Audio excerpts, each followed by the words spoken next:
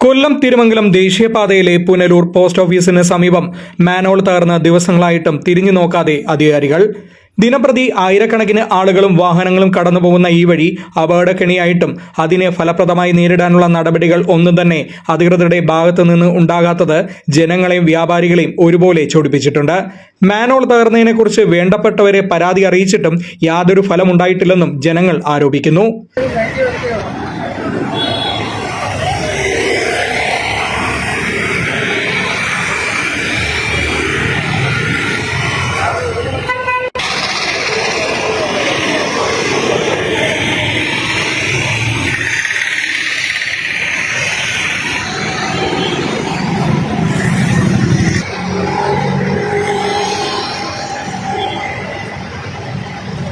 അധികാരികളും സർക്കാർ സംവിധാനങ്ങളും ഉണർന്ന് പ്രവർത്തിക്കണമെങ്കിൽ ഇനി ഇവിടെ ഒരു അത്യാഹിതം ഉണ്ടാകണോ എന്നും ജനങ്ങൾ ചോദിക്കുന്നു.